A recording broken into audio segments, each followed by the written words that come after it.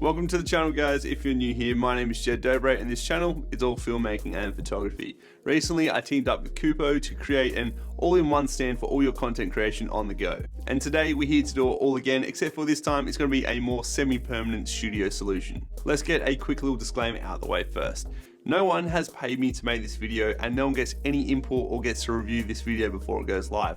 However, Kupo did provide some products to make this video possible. Now that that's out of the way, this might have been my best idea in 2022. This space that we're in right now is just a spare bedroom that wasn't being used, so slowly over time, I've converted it into a bit of a functional space that works for my personal work, my client work, my gear storage, and also this, my YouTube work. Of all those, the YouTube one is one of the most important to me because I'm trying to build this up into something that I'm proud of, but also because I need to film around all the other jobs I've got going on. So some videos, occasionally, I need to film over 1, 2, 3, or even 4 days. Not 3, not 4, not 5. Now, when I shoot a video that gets split over a few different days, there's a few things that I need to do, from wearing the same hat, the same shirt, to also shaving my beard to make sure it's all at the same length so you get maximum continuity. But I also need to leave the lights, the sound treatment, the mics, everything in the exact same place, so you can't tell the difference. It's just these little things that I need to do to make sure the video when you're watching is as immersive as possible. Now, the only problem doing things this way is when you've got the light stands, the mic stands, the C stands with the sound treatment, the tripods, everything creates a lot of mess. Besides this, on a normal one-day shoot, the setup and the pack down time is time that you could be doing something else that you'll never get back. And this is where we enter my brilliant idea: get everything off the ground with Kupoles. Kupoles are spring-loaded tension poles that go between two fixed points like the floor and the ceiling or wall to wall. The Kupoles come in various different sizes. The ones I'll be using today are 2.1 meters all the way through to 3.7 meters. So let me run you through the setup. Up here, we've got a bunch of poles running wall to wall at ceiling height. Hanging from the pole number 1, which is right above me, we have my Rode NTG3. My mic is attached to the Kupole via a 9-inch Kupo supervisor clamp.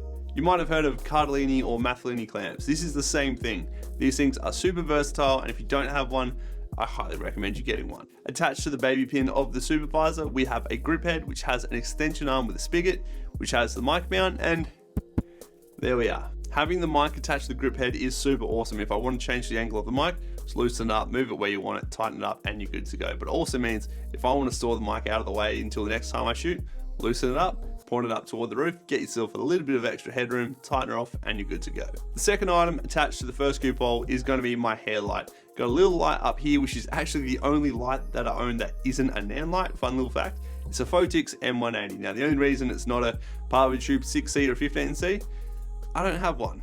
And this is the only light that I could use. So I've got a super clamp and another one of those little extension arms with a spigot, and that's just screwed in there. Give me a little bit of kick on the side of my face. I thought I probably shouldn't put the 30Cs up there because A, I use them as practicals and they're probably a bit too big. Moving ahead to Kupole number 2. This has my talking head light attached to it, and we're attaching it via a 17.5 supervisor clamp. This clamp's a little bit longer and it gives me a little bit more reach and flexibility with my light. Now, while I love my Forza 300 and the 720B, in this space, it's just a bit of overkill. So this one, we've got the Forza 60, the 60cm softbox, as well. We've also got a grid on the outside. The Forza 60 does a great job here. It's perfect for this sort of space, but I might in time try and upgrade it to a 150 so I can utilize my 90cm softbox, which gives a bit of a nicer light. But for now, the 60, absolutely killing it.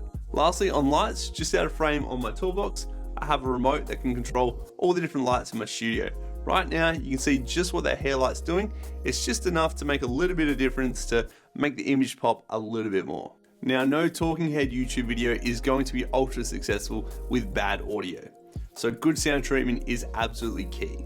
Previously, I would use C-stands to help with my sound treatment, but now with Kupoles 3 and 4, just behind the camera at ceiling level going wall to wall, I take Bunnings moving blankets and I drape them over the top and I clamp them shut so they won't slide off. And this drastically improves the audio in this space. See how good this sounds? Now, if I didn't have this audio, it'd sound like this. Now, how many of you would watch the whole way through a video where the audio sounded just like this? I know I probably wouldn't. Anyway, let's fix this audio. Now, depending on the sound treatment levels you need, you can add more and more poles, drape more blankets over each of them. You can even lay them across the top of the roof to make sure there's no sound bouncing from the floor to the roof. Finally, the next portion varies depending on what I'm working on. With 2 vertically mounted poles, some super clamps, some hooks and some paper roll drivers, you can have a paper roll backdrop set up in a small space just like this. If you know anything about having a paper backdrop set up, you know that the stands can be really cumbersome and just take up a lot of space. And you wouldn't be able to have a functional paper backdrop in a room this size. So being able to use one in a space like this with the Kupoles is absolutely invaluable. Now the location of this backdrop does change from time to time. If I'm shooting a product video where I'm going to be pouring a beer into a cup and making a mess or throwing glitter around, these will be in the garage. Now fun fact, we have a single car garage, and if the paper's rolled up and the rest of the garage is clear from all my camera gear, then the car can go straight in and out under this, no worries. I've also used these in the dining room, moved the table and chairs out of there,